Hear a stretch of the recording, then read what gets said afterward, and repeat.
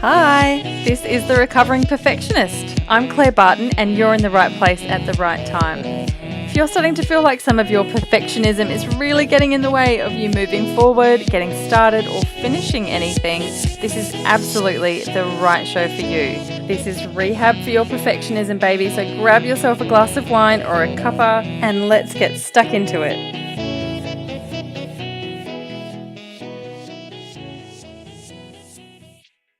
So I've got the amazing Delaney Van Baalen, who is a bookkeeper and accounting software specialist, aka my saviour and genius, and I absolutely love you. Hi, Delaney. Hi.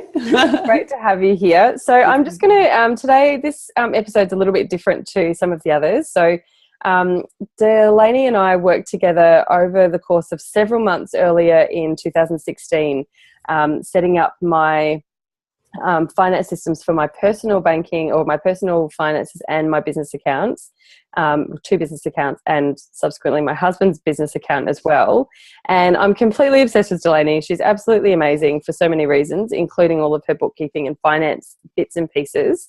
But we're actually going to be talking about something a little bit different today. But first of all, I guess, Delaney, tell us about what it is that you do and who you are and what's your business. Sure. Hi, everyone.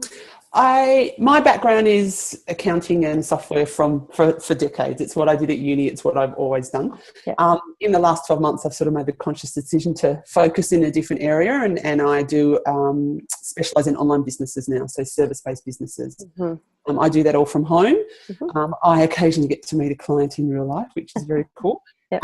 But basically I do a couple of things. I generally find people come to me when they've tried to set up their own accounting software, and that's, I specialise in Xero but also Wave.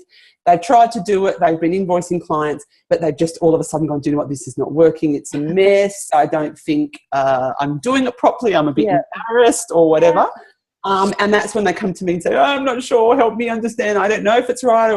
So we generally do what I call a tidy up, what we did a bit with you. We go through and we fix it up. We put some practices in place to make it nicer going forward. And then we do a range of things. Sometimes they're good to go and do it themselves and just they've got the odd question, I'm in the background for them to jump in. Some people, it turns into me actually doing their bookkeeping. Mm-hmm. And that's generally the starting point. People sort of in second year of their business where things are just getting serious and they're ready to really, do this properly and understand their numbers and not just do it historically and be crunching the numbers because you have to, because it's tax time or BAS time or something like that. It's because you want to in real time know where your business is and make informed decisions financially about your business and stuff. Yeah, totally. And just to try and make it not scary and horrible. Like I think there's a lot of people out there who they start a business and they're great at what they do. And they've got a niche market or an unusual skill or an unusual business idea or whatever, but they don't want to think about the admin and the finance side, and then it falls over because and it's not that their business idea wasn't made.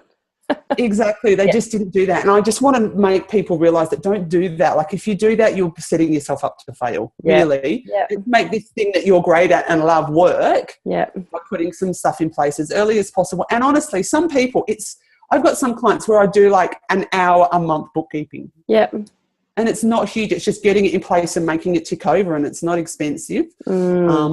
And once it's in place and working, it's really easy to maintain. So yeah, totally. And I'm such a big fan of Wave, as you know, but even just having a system like I used to just use an Excel spreadsheet, and I'm a bit of an Excel spreadsheet geek. So I had lots of beautiful formulas and color codes and automation bits and pieces because I'm a total Excel geek. But just having that sort of thing is just so much more empowering. I think, like you said, it's not just about running a P&L report once a month or once a quarter and then sticking it in a folder never to be seen again. It's really about informing decisions and understanding where you're at, and can you afford to buy that next thing that you want to buy, or is it time to up your prices, or all that sort of thing. It can really inform so much strategic stuff in your business that's not just oh, okay, that's how much money I did or didn't make last month, that sort of thing. So yeah, I think that's... And sometimes it's really great as well. With some of the systems, you can run reports where you can compare like this month or this quarter or whatever to the same quarter last year. And sometimes it's really great to go, do you know what? Actually, even though I feel busy and I'm a bit frazzled and I don't think I'm where I want to be, actually, compared to this time last year, look where I am, look what I've done, I've achieved, that as well, to make that time, even if it's just, like a 10-minute conversation with me every quarter, just to sit and focus on it for a minute and look back and appreciate what you've done and what changes you put in place to make the business be profitable and be generating money for you as a person, not just up with expenses. Absolutely. And I think that whole kind of celebration and acknowledgement, because we do get stuck, and I talk about this a lot, we do get stuck in this perpetual moving forward, which is awesome. And I'm all for moving forward and keeping on doing the next thing and that sort of thing. But it means that we sometimes don't stop and smell the roses and go, oh, yeah, I've actually had a really great month, or I'm improving, or look where I was a year ago and look where I'm now. Exactly. I think that's a really critical thing. It's not just about, what we probably all have some experiences with in our jobs in the past, where you've literally just had to do a report because it was on your list of things to do. Yeah. For a meeting, you read one line and then it gets shredded or filed, never to be seen. Yeah, I moved on to the next thing you're supposed to be talking. Yeah. Awesome. And I'm like that for myself as well, like not the money side, because I love nothing better than having to sit down and do my own bookkeeping. But like it's things like for me, like having legal client agreements in place, and having a client process, and having a process of when a client finishes what we often do and what I communicate with them, and marketing, and having my Facebook page being looked after and all that kind of stuff. Like for me to sit here now and compare back to where I was 12 months ago, it's like actually I have, I'm looking forward at what I want to do or what I haven't done yet, but I've achieved heaps as well. Like, so I understand what it's like for people. And some of the scary stuff for me is the marketing and the Facebook and all that, whereas the money side's easy. So I can completely more and more relate to how people feel, because I feel it like that just about. Right. Yeah. So stick to your zone of genius and get Dee to do your books. Seriously. It will absolutely save so much time and effort. So I absolutely love that. However, and you just give me the opportunity to do what I love doing. I know, right? Well, you're welcome.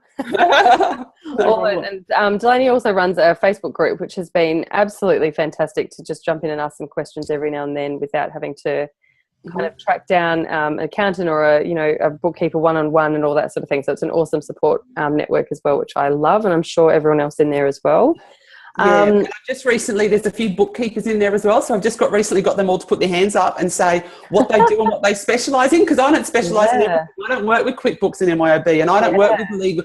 So I want to know what other people do as well, because if someone asks a question I don't know the answer to, I can tag them in and they'll answer, because everyone wants to help each other out. So absolutely, I love it. Hoping to move more towards all that as well. Very helpful, beautiful. So all that aside, that's awesome, and I love your numbers thing, and we can totally geek out over Excel spreadsheet and numbers and reports and that sort of thing. However, the other super interesting thing about you is that you have done lots of traveling, and you've been that you've lived that laptop lifestyle and the mobilepreneur thing, which is kind of a hot topic at the moment. When I first came across you, you were living in Bali with your two little kids.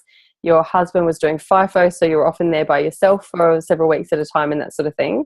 And I think we kind of bonded over that a little bit as well, because my husband, although I wasn't in Bali or overseas, my husband was also doing FIFO at the time. So I totally understood that whole, by yourself for 3 weeks, then he's back for a month, and that whole different dynamic it brings to the relationship and that sort of thing.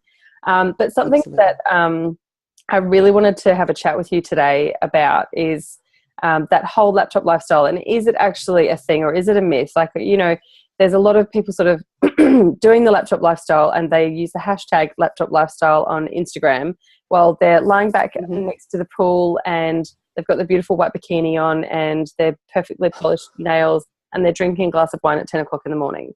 And I'm like, I kind of want to call bullshit. I feel like that's probably an option, but what's the other option when you're doing it with kids? And what is it actually? That woman doesn't have kids. Exactly. That woman doesn't have kids. Yeah. So I always say to people, because before what started the Bali thing, before Bali, my husband with his existing job got seconded to a new role in South Korea for 9 months. That's right. Yeah. So I already had some bookkeeping clients that I knew really well, I'd worked with for a long time, and they were already on Xero. So it was easy to have a conversation with them and move. I'd already, when my second child was born, had started working a bit more at home for them, and like going in maybe once every second week rather than every week, whatever the case may be. So it was kind of an easy decision to have to move to that overseas thing. And Korea was only 1 hour time difference to Perth, where we lived at the time, where all my clients were, so it was kind of easy. But I think I always say, look, no matter where you live, if you've got kids, a giant chunk of your life is still the same. You've still got to feed them and clean them and entertain them and take them here and pick them up. And like, there's still a huge amount of admin that goes on just with having children, no matter where you live in the world. Yeah. So we had it initially in Korea, which is a very different environment to being in Bali. I was sort of a little bit isolated because all the other mums there, they were all there because their husbands were there for work, and they all did taekwondo or hiking, or and I was always like making excuses to not go to stuff because I just wanted to go sit home and look at my computer and do it. And that was great. But we had a little bit of help then. I didn't do a huge amount of work then, maybe like 10 something hours a week. Yeah. The move to Bali was sort of on my husband's bucket list, and it was something we decided to do. That whilst we were in Korea, everything was packed up, the house was rented out, everything was in. If he's going to want to do this Bali thing, let's do it now. And after finishing the secondment in Korea, he went on to the FIFO stage of the project. Right, okay. So we went there, and Bali is amazing if you like the heat. So personally, I struggle with the humidity. Yeah. But, I mean, it's definitely doable. And I think in Bali the difference is it's the kind of place where you can get help.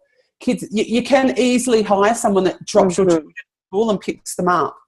You can easily hire someone who does your grocery shopping. Yes. You can easily have someone that comes in, and that's kind of what's expected as an expat. Like if you go and do all of that stuff yourself, you're sort of frowned upon by the locals because you could be there supporting another family. Sure, yeah. Okay. So the reality, I think, of doing it in Bali is probably a bit clearer than in other countries. You have got that network of employment opportunities for people to take all of that day-to-day stuff for you.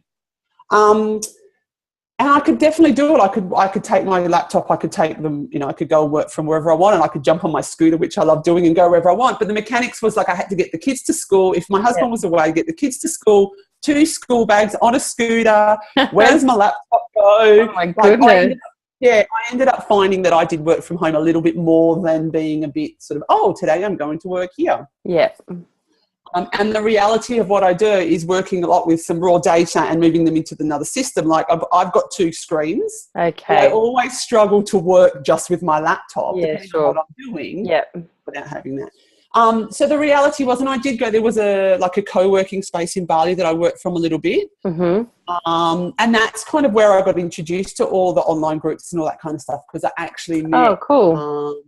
That's Melanie Migdens and then Tash Corbin, and I met them in Bali, and that was kind of my introduction. I didn't know this whole online world. So it opened up to this idea I have niching down into a new area, but without knowing how to find those people. So, interesting. I think for me, the struggle in Bali was the heat. So the humidity hit me, and on a good day I was grumpy because of the heat.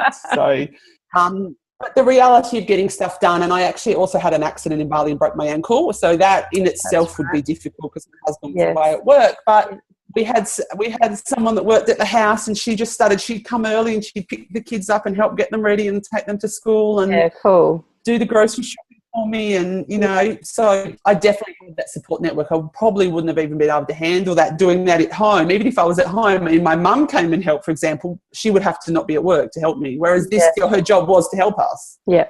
So we just increased our hours, and she did a bit more until Corrie got home and could sort of take over. Yeah, right. So, the other issue in Bali is the internet. So it wasn't reliable. Sometimes the power would just randomly go out.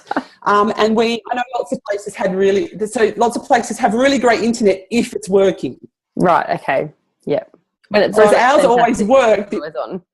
When it's on, it's great. When it's off, you're bugging. It's off, Mine was slightly different. Mine was always on. It was just super temperamental. Okay. And my problem more was our power would go off because we lived in an area where there was lots of construction going on and new villas being built.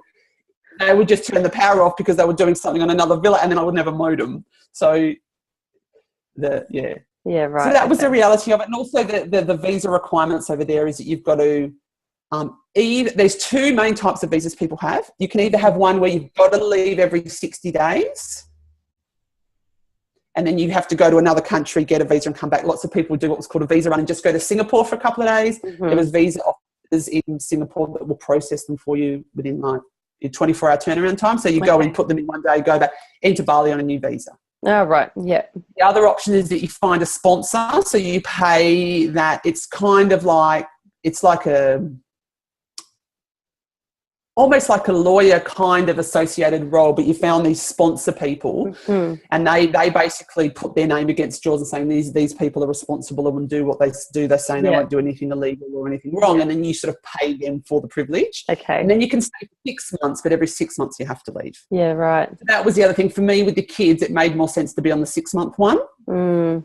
So, and the cost of living over there, it's cheap, but as soon as you want to live somewhere with a pool, it's a bit more expensive. You've got to pay the visas. If you've got stuff at home in storage, you've got to pay those flights to leave the country every 4 days or 6 months and stuff like that.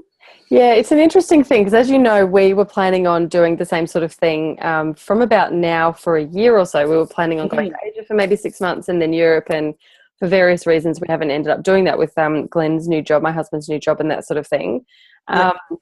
But it's really intrigued me, and I guess I'm sort of similar to you that I probably up until about a year ago, I had no idea really of this online business world and kind of how it works and what the dynamics were, and that it was an option, that I didn't have to kind of advertise in newspapers or online things that were, you know, in comparison quite antiquated, like what we sort of do now. So I was always just really interested to know kind of how it works, because it sounds very romantic and you can just jump on a plane. I'm just going to go to Bali this week, and then next month I might go to Thailand, and then after that I'm going to duck over to Europe and spend a week in Spain, and then like it's, you know, it sounds fantastic, and I think it's totally doable. But there's so many other different sort of layers that when you get start to look at the practicalities of it, it's kind of like, you know, you've got to weigh up the pros and cons, especially when you've got kids. Absolutely. Something that started to kind of freak me out when we were thinking about the Europe thing is we'd sort of planned it, we'd sort of worked out, you know, we'd go to Bali for the 3 months, then Thailand for the 3 months, then America for a month, then Cuba, then Turkey, and then spend the rest of the time kind of traveling through Europe. And it didn't really occur to me until about 2 months into this process about the time difference. I was like, how's that even going to work? Because, you know, I guess it had kind of entered my mind, but I hadn't really processed it in a really practical way, because most of my clients are in Australia. I do have a couple in like the UK and South Africa, and it's difficult enough now trying to sort of work out those just with those ones. And I'm either having to jump on Skype really late at night or early in the morning or something like that. And, you know, on the odd occasion, that's fine. But I was like, that's my bread and butter, and that's what's supporting us to do the travel. That means that the time that I'm there, I'm probably going to be working at times when I would rather be spending time with the kids. So it's sort of like, you know, and then I thought maybe I can try and transfer my marketing efforts and focus more on groups that are over in Europe or something like that. But it was just, it was kind of a bit of a light bulb moment, I think, for me, where I kind of went, oh, it's not actually just as simple as putting our stuff in storage, getting our visas and going. Like it's, you know what I mean? There's kind of a balancing act. So I don't think it has to be as difficult as some people make it out to be, but I don't think it's as easy as a lot of people make it out to be either. Yeah, absolutely. And I, like, personally, I like moving around, but I also like putting roots down. So I know they sound like two mutually exclusive concepts, but go somewhere new, but then get that set up and sorted there and get a basis and a network, rather than just continue and unpack our bags and all that kind of stuff. Right, and actually kind of move in. And settle in and get to know people in the area and all that kind of stuff. So there's definitely, I mean, I find it difficult, like, because we've just now moved to Melbourne. I'm so used to always being in the time zone behind everyone. I'm used to waking up in the morning and all the emails I sent last night have all already been replied, and I can sit at my desk and start working. But now it's the opposite. I wake up and no one else has woken up. Yeah, right. Yeah. Well, I'm probably awake, let's be honest. Yeah. We're always awake. The other thing with the kids as well is, if they're school age, and even only if you're doing it for a couple of months, like, you need to keep them occupied. So whether that is because you're staying somewhere long enough to put them into a school or some kind of kindy or whatever options exist. So we had lots of options in Bali and Korea a little bit as well. Lots of options for our primary school age child, but for our daughter that was she was 15 months old when we left Australia, and she's 3.5 now. But there wasn't many options for that. So in Korea, you didn't really there was no daycare, there was no nothing until like 3. And even in Bali, there was it was presumed that you would have daycare. A nanny. Yeah, have like a nanny at the house. But that didn't work for me, because if the nanny was at the house and I'm trying to work, she just wanted to come in and hang out with me. Yeah. Yeah. You know, so you need to either stay somewhere long enough for the children to have somewhere where they can go to, or you've got to be doing it yourself, you know, doing the entertainment and the homeschooling to whatever level that is, activities or painting or drawing or spelling, depending on the age. That's a big chunk of your time where you think, well, I would just sit down and work. But if the kids are around, even if dad's there, and even then, you know, the plan is, well, I'm working, but I'm working from home. Dad's here. They still know I'm home. They want to come and see what I'm doing. And my little one, she if you know someone's on Skype, like she's at kindy. It's Saturday. She's out with her dad today. But she would come in and be saying hi. Like she thought that was part. Like she thought that was her job. Her job was to come in and go, oh, that's mommy talking. I'm going to say hi. Yeah. So there's that from a time point of view as well. Like you think, oh yeah, I can just go and work what I want. But really, you've got to have the kids. You know, nothing's going to happen until they're entertained and sorted and looked after. Yeah, and look, I think it probably, you know, there's probably families and kids out there who, it depends on the children. Like my kids are exactly the same. They're very much, they want to be involved. More like if my husband's here, they're happy to kind of do their own thing and they won't bother me too much if I'm doing like a call or something in my bedroom, for example, which is super professional, doing a call with my bed in the background. But I know that there are some kids out there who are like super, they couldn't really care less if their mum was there or not. So there's, you know, totally different kind of dynamics in that sort of family as well. Yeah. And it depends, I guess, also on your own kind of philosophy or your own style on the balance and blend thing. Like, are you cool with sitting and working while your kids are sitting on your lap, or does that really not work for you, or, you know, all that sort of thing. And everyone's completely different with it. So I think that's really interesting. So I'm interested to know, how did being in places, especially like Bali, I suppose, because you were there a bit longer than Korea, right? Or I guess with both of them, how would you say that kind of lifestyle, that laptop lifestyle and being in a different country with a different culture and different challenges with the internet and that sort of thing, how did it overall impact your business? I think I mean, definitely the Bali thing was a major difference, but that was because of the people I met there that opened my eyes to all these groups that were in, and how I could, like, advertising a newspaper, it's a bit of a cold, you don't know who's going to read it or who's going to see it, whereas dealing in business groups where you know that everyone is online or solo-based business or service-based business, you know, depending on the group that you're in, you already know their niche kind of thing. Right, yeah. That was definitely a little bit easier. I found Bali definitely, because initially we went to Bali, the area we picked to go in Bali, which was Ubud, was because of the school that was there. Okay, yeah. And all the other thing I knew about Ubud was like the health, the yoga and the vegan and the tree hugging. And I was just like, I'm an accountant. Where am I going to fit in? So in doing some Googling and researching a few things about it, I actually by mistake came across his co-working space. Yes. Which then there's a lot of entrepreneurs that are based out of these areas and also increasingly in other areas of Bali as well. Yeah. So I knew that I was going to a place where there was business environment and an entrepreneurial slant to it. So all the parents that are at school, I think because my kids we're at school number 4 now, hopefully we'll be here for a while, I've sort of had the chance to be the new school mum 4 times. Yeah, right. And I know I just was like, I don't want to come to school and talk to the same lady about the same thing as yesterday. Like, I really like you, but I've got to run because I've got stuff to do. Yeah. And I always found I was always avoiding people at the schools. And Korea was a big thing as well. But Bali was great because everyone else had their own stuff going on. Okay. So, you could just nip in and nip out if that's what you needed to do that day because everyone else knew that they might have a day where they need to do that. Also, it wasn't just the mums. The dads are there doing the school runs. And, you know, we had friends up the road. She was Chinese but had grown up in the UK and he was English. And she worked for a big Chinese payment processing software company which mainly sold their software to online gambling sites in China, which is a new big area. So she travelled a lot, like 1 to 2 weeks every month. She was in Vietnam or the Philippines or whatever, and he was home with the kids. So there was a lot of that stuff as well. So you would go to school and there was lots of dads at school and all that kind of stuff.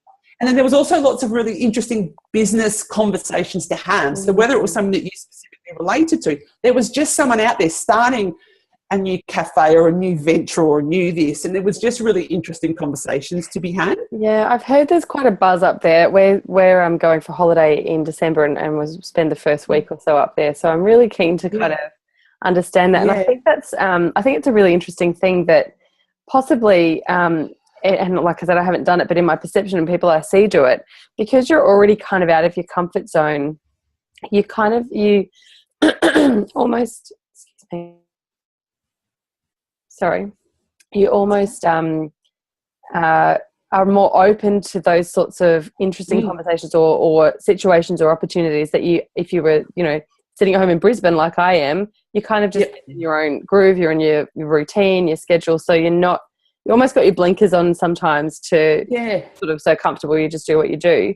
But when you're already in a different country and you're already around different people and you've kind of your senses and everything's a little bit more heightened because you've just got to be a bit more on your toes because you're not in the complete comfort zone that you're used to, that these sort of things do tend to happen. And I'm really interested for places like that it does seem to be such a hub, and that there are lots of people who have just had enough with the living in the suburbs and that sort of thing in Australia, so they're after a bit of a change. And if they can make it work with their family and their time and their travel and lifestyle and all of that sort of thing, it's actually a really great opportunity. Like you said, you've got affordability can be so much better to have like a higher quality of life in so many ways, and also to be contributing to other families and employing other locals and that sort of thing.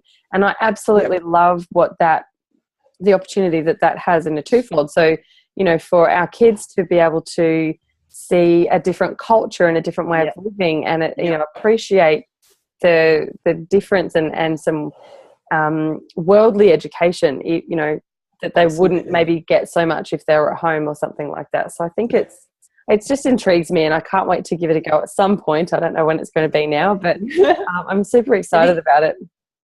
Yeah, and the other thing about that as well is firstly, you're in an environment, especially in Bali, you're in an environment where you're just not the new person as well. Like everyone else has been the new person recently as well. Yes, there was some maybe longer term residents or people over there where one of the parents was Balinese, so that was kind of their home for the future. Yeah. But a big part of it was everyone else knew what it was like to be new, and everyone else, it wasn't like you just rocked up in a new area in Brisbane or you're in Melbourne and you're the new person and you don't know anything, but everyone else has already got their life that they've always had. It was a lot, you met people quite easily and everyone was super happy to share conversations. There was a Facebook page for parents of the school. So if you wanted to know, where do I get this? Everyone was more than happy to jump on and advise and stuff like that. It's so you have that support network. Well. Yeah, and I think it's that sort of transient population. I grew up in Darwin, and Darwin's very transient as well. Probably not so much as Bali, obviously, but there's a lot of tourists in the certain season, in the dry season. There's a lot of foreigners and that sort of thing, but then there was a lot of army and a lot of project and that sort of thing. So a lot of people were only there for 6 months, 12 months, 2 years, and then there was this thing. So it was just, I think that's probably what kind of breeds that culture of laid back, but also let's look after each other, because we haven't got sick of each other yet. So. Yes, yeah, exactly. But you know what it's like to be the new person, and a day or two with no contact is a bit scary, rather than going, well, they're new, we'll let them settle in. Because I've done that. I before I had kids and I met my husband and all that stuff, I've also travelled and worked overseas.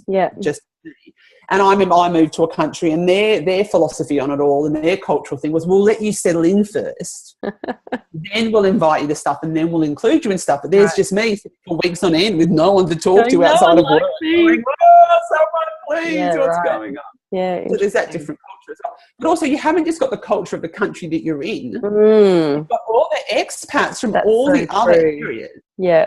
So and also there was a lot of, especially in Korea, well, I guess both countries, the whole expat thing was the mixture of nationalities of the parents.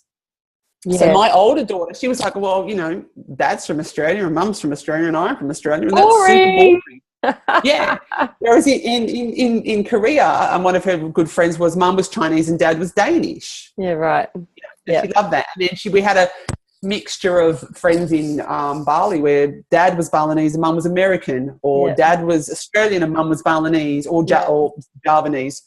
And then there was the American family, which dad was actually Japanese, and they had an adopted daughter from Nepal. Wow. So Yeah, and then also And the school we went to actually sponsored children from the local area to go to the school. Fabulous. So my daughter from a young age has learned it doesn't matter where you're from, what colour your skin is, where your parents are from, what your cultural beliefs are, how much money you have. We can go hang out and play because so good. I've got goosebumps just thinking about that. Yeah, and I really, really love that I want her. I want her to grow up knowing, because where we're living now, I didn't know this the other day. I went into a local cafe, and the guy that works in the cafe is maybe Middle Eastern looking, and I looked at him and I went, I've not seen a not white person. Yeah. After living in Bali, there's just this melting pot of cultures. I was like, oh my God, I live in like white middle class Australia. Like it was a weird realisation I hadn't noticed. So I think, and a lot of kids probably do that, you know, especially depending on where they live. I love that. My little one to a certain extent, but she's probably going to forget about it. But my older one definitely totally gets it. Who's from here? And she's there. Remember this happened, and remember that happened, and remember, you know, what being adopted means. And I've actually got some really good Danish friends from years and years ago, like 20 years ago, and they can't have children, and they've adopted a little girl from Ethiopia who is about 6 months younger than my daughter. Yeah. So they've been to visit us, and we've had holidays with them jointly and stuff like that. And she knows about, you know, what being adopted means and all that stuff. And they don't speak the same language. Yeah. My daughter doesn't speak Danish and their daughter doesn't speak any English. They cannot speak a word, and they're having a great time off running around and swimming and watching music videos on YouTube and dancing. They can't speak a word the same. Beautiful. You know, so I think I really love that. I want my child to grow up in a country where it's not just about us, because we live in a pretty amazing country, and I don't think until you've experienced some stuff outside of it. Yeah. I mean, people saying, I don't want to pay tax and this and but I've lived in Bali. No one pays tax, and I can tell you that it shows. Yeah, you can see you've got to pay to go to school in Bali. If you can't afford to send your children to school, your children don't go to school. Even the local little government schools you pay. It's like $50 a month, but for Balinese, that's a lot of money. Yeah, right. Yeah. You know, and the roads and the issues with the dogs and the traffic and, you know, the infrastructure, and no such thing as rubbish collection. They burn their rubbish or they put it in the closest river. Yeah. So I can tell you what it's like, and to say to my daughter, well, that's why Bali's like that, because of this, and understand that in Australia we have all of this, and we do have the government and we pay tax, but this is what it's used for, and school's free and all this kind of stuff. It's so interesting, and I think that kind of understanding at a young age about just the differences and that there's always a payoff. So, you know, yes, we pay taxes and we have probably a higher standard of living in some ways, but we also pay a lot more for everything. And, you know, some people would argue that we're much more segregated because we're here. We have like a house and all of our kids live in different rooms and all that sort of thing. Whereas in that sort of a culture, it's much more about family and looking after, and you have several generations living in the same house, if not the same room, and that sort of thing. So there's always different payoffs.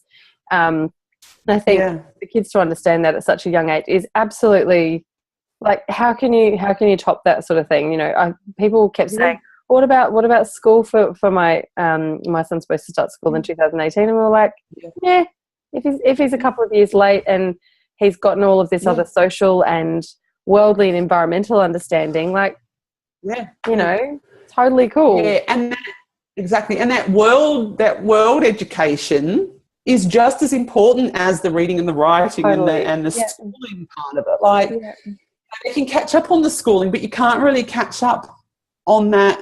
So true. I don't know what the word, but just that from a young age, knowing that the world's a big place, and there's nothing wrong with being different, and there's nothing wrong with not understanding what someone's saying, or, you know, like, you know, and it's, that's beautiful. Really, really. So that's awesome. I've loved chatting with you about that. Tell me, what would be your top couple of tips for anyone who's thinking about trying out somewhere like Asia with children perhaps, and they've got a business? What sort of things would you say are the top things to kind of, to make it more of a smooth transition and all of that stuff? So definitely think about what sort of parent you are and how you're going to parent. So if you're the kind of parent that wants to be involved in your children's life and be there and have them home with maybe staff or all that kind of, think about how that's going to affect your work day as well.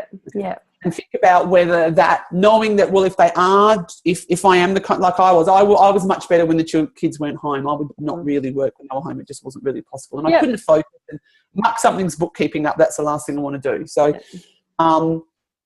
then that means that you've got to pick a country where you can settle for a little while so the kids can go to school. You know, you're not just going to jump up and go to school for a week or two and then move and move and move. So, and then look at what schools are available. And if you have got the younger kids, see what you can find out about that daycare, kindy, under 3 or 4 year old kind of age, because that's where we got stuck in both our places, that we just presumed that it would be that, and there was really limited options. Well, even I believe even New Zealand don't take daycare until kids are 2. Yeah, and that's what Korea was like. They didn't take them till they were 3. Yeah. They count how old you are in Korea is slightly different, so they count the year that you're born, you're already 1. There's no such thing as 0. Huh, interesting. Yeah. But then as soon as they hit 3, they all go to school. So then there was school buses, and they'd pick them up and they'd do this, and it was amazing. Up until that, there was literally nothing. Yep. And then we found something that was on the other side of the island where we live, about a 20-minute drive away, but it had been started up purely to cater for the expat community that we were looking for. So it was kind of filling a gap in the market. Yeah, right. The other thing to look at is requirements. Like, from a money point of view, you've got your living expenses and they might look good, but think about what other expenses you're going to have to incur. So if you're going to have to put everything in storage at home, and if you've got a visa, where we got stuck as well, we didn't realise we had a visa. If we left the country, our visa was void. Right. Okay, so it wasn't a multi-entry visa, it was a single entry visa. So if you want to base yourself in the country and go in and out, in and out, in and out, you're going to be stuck. And because my husband Corey was having to leave every 2 or 4 weeks for work, he ended up having to get a multi-entry business visa, which meant that he was travelling for work, which wasn't really the truth as far as Bali went, but he was leaving the country because of work. So that meant he could come and go as he wanted, and he just had to leave every 30 to 60 days, but he was doing that anyway. So look at the practicalities of that and the limitations it might place on you, also what it costs, and factor that in as well. Yeah, beautiful. Yeah. Thanks, Delaney. That was awesome. Thank you. I loved it. I hope everyone who's listening and watching has loved it as well. And how can people get in touch with you if they're interested in more information, particularly about your bookkeeping and Xero and Wave stuff? Yeah, so you can find me. I'm just on Facebook in the groups. I'm Delaney Sky, if you've seen me amongst any of the groups, because I get getting myself confused. My business is actually Delaney Van Baalen is my name. So it's a bit convoluted. But if you search Delaney, probably you're going to come up with something like that. Delaney Van Baalen. There's not too many Delaneys around. No, there's not a huge amount of it. So Delaney Sky or Delaney Van Baalen, you can jump on and send me a message. Awesome. And there'll be all the links to your website and your Facebook pages and everything in the show notes as well. So if anyone wants to get in touch, please do. She's an absolute gem. Thank you so much, Delaney. No problem. Thanks, Claire. Thanks for speaking to